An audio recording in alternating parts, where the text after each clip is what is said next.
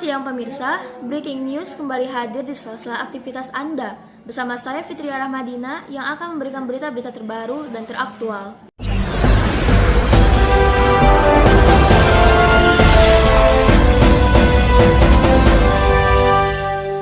Mengenai pentingnya protokol kesehatan sangat penting, terutama di masa adaptasi kebiasaan baru ini, di mana pandemi masih berlangsung, namun aktivitas di luar rumah seperti beribadah di masjid sudah diperbolehkan. Bagaimana penerapan protokol di masjid sebagai berikut.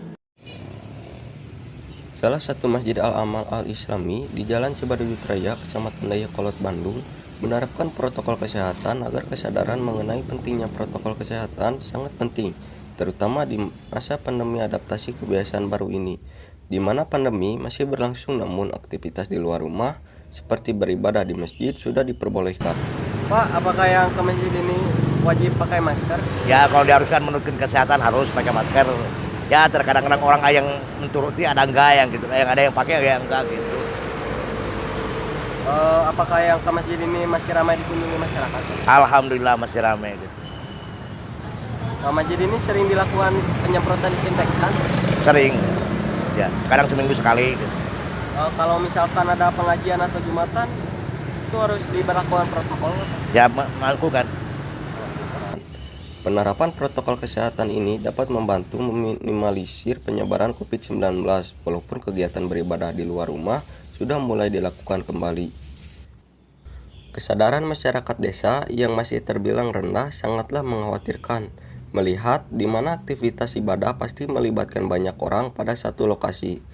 Pada saat beribadah di masjid, banyak masyarakat sekitar yang enggan memakai masker dari rumah maupun membawa peralatan ibadah sendiri. Hal ini tentu saja harus diubah agar masyarakat yang beribadah akan merasa lebih aman.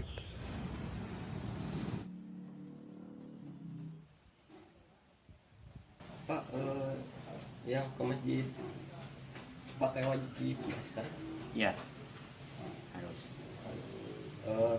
Kalau yang ke masjid gitu ramai bang masyarakat yang tamu?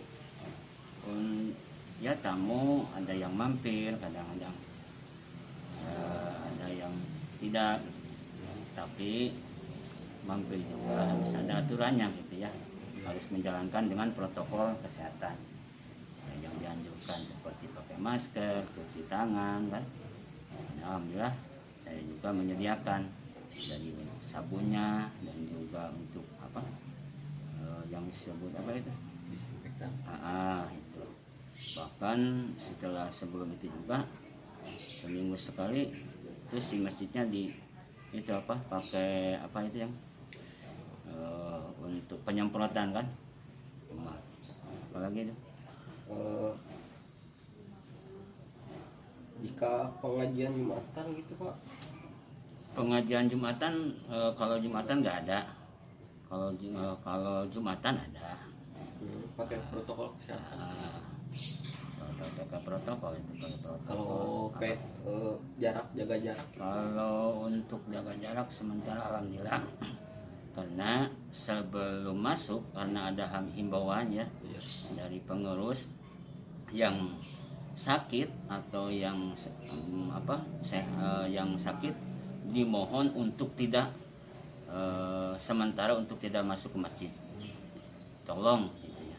Jadi harus benar-benar sehat, benar-benar fit, silakan.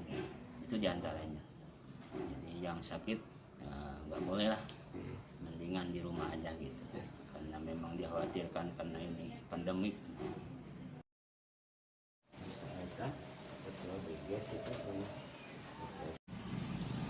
Sekian yang bisa saya sampaikan. Saya Dimas Gusno, TV-Teen melaporkan. Terminal merupakan sistem transportasi yang mempunyai fungsi utama sebagai tempat pemberhentian kendaraan umum hingga sampai tujuan akhir perjalanan. Lalu bagaimana situasi di saat pandemi masih berlangsung? Baik, kami sudah terhubung dengan rekan kami Dimas Gusno yang sudah berada di Terminal Lewi Panjang, Bandung. Ya, pertama-tama saya akan meminta maaf karena tidak memakai masker dikarenakan sulit untuk berbicara. Pemirsa, sekarang saya sudah berada di Terminal Lewi Panjang. Tempat ini merupakan tempat bermacam aktivitas mulai dari supir angkot, supir bus, terus ojek, pedagang kaki lima dan lain-lain. Tempat ini juga selalu ramai dikunjungi banyak pengunjung dari berbagai daerah mulai untuk ke tempat tujuannya masing-masing. Saya akan mencoba bertanya kepada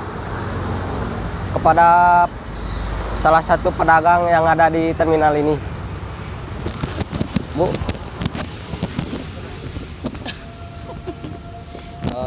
nama ibu siapa? Nama Ibu Atam.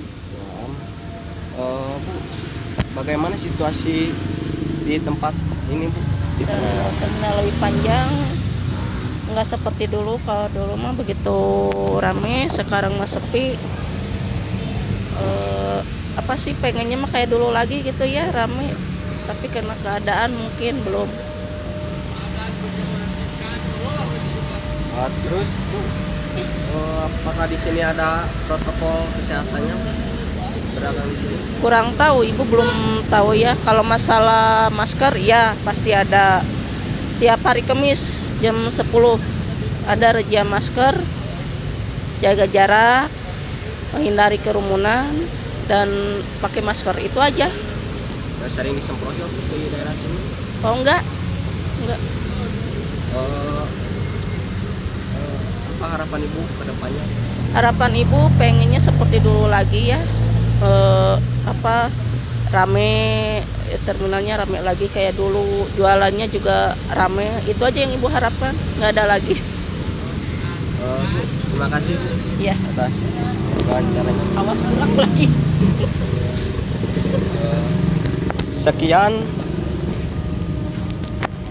Sekian yang bisa dapat saya sampaikan.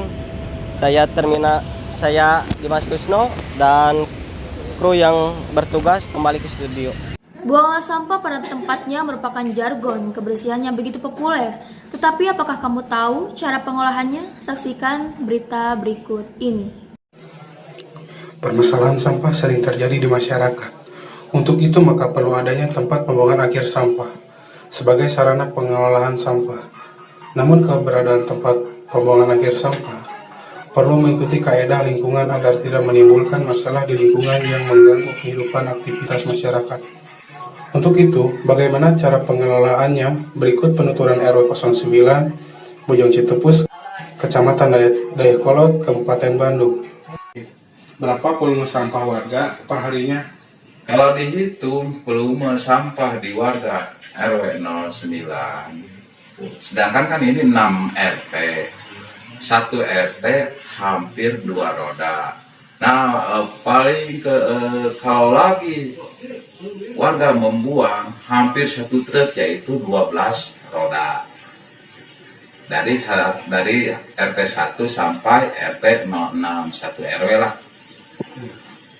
Bagaimana proses pengolahan sampah di sini, TPS ini?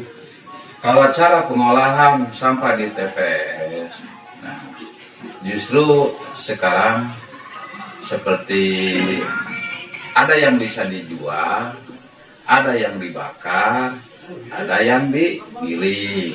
Contoh seperti bungkus Indomie, kopi, styrofoam, nah itu dibakar. Terus ada juga dari kotoran seperti pampers, nah kadang-kadang itu dibakar. Nah hasil pembakarannya dibikin abu. Sesudah dibikin abu dicampur sama pupuk ternak. Nah sesudah dicampur sama pupuk ternak ditimbun selama 3 bulan. Nah dibikin pupuk. Nah sudah dibikin pupuk itu bisa dijual ke warga, siapa aja lah yang membutuhkan. Nah satu itu. Terus yang keduanya, kalau masalah sayuran itu digiling. Yang tadi dibikin kompos itu pupuk organik.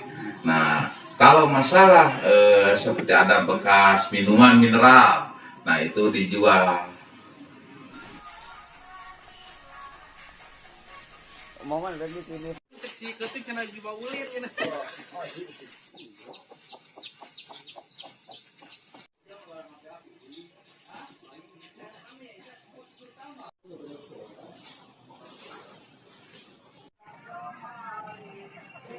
Saya Alif Dapa, Tipitin melaporkan. Berbagai upaya solidaritas komunitas pencinta alam muncul untuk membantu masyarakat yang terkena bencana longsor di Sumedang. Berita tersebut sekaligus menutup perjumpaan kita kali ini. Saya Fitria Rahmadina beserta kru yang bertugas pamit undur diri. Jangan lupa utamakan 3M, memakai masker, mencuci tangan, dan menjaga jarak. Terima kasih dan sampai jumpa.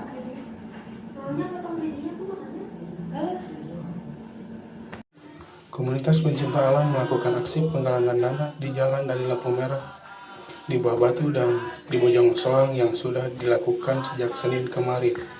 Nantinya setelah semua terkumpul akan disalurkan kepada warga yang terdampak longsor di Sumedang. Bagaimana tanggapan warga tentang diadakannya donasi ini? Alhamdulillah tanggapan warga semuanya positif, baik, dan warga juga bertanggapan kita sebagai komunitas dan sebagai pemuda harus sigap menanggapi ini. Selain uang, apa saja yang didonasikan? Selain uang juga kita mendonasikan sebagian pakaian bekas yang layak pakai, obat-obatan, dan barang-barang yang masih bisa terpakai. Dari kapan donasi ini dilakukan dan kapan akan diberi kepada yang terdampak? Kita mengadakan donasi ini jauh-jauh hari, seminggu sebelum kita turun langsung ke jalan, dan kita juga mau mendonasikan ini ke pihak yang terdampak hari Senin, langsung kita ke Sumedang. Pesan-pesannya untuk warga yang terdampak di sana? Semoga semuanya tetap sehat, kuat, tabah, dan tetap semangat. Tetaplah menjadi manusia tanpa menghilangkan sisi kemanusiaan di dalamnya, dan tetaplah menjadi orang baik tanpa menghilangkan sisi kebaikan di dalamnya.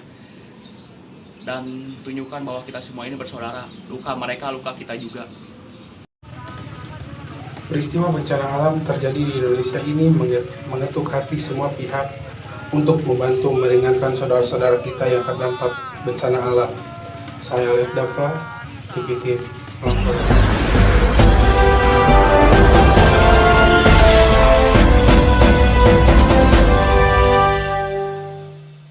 Audio Jungle.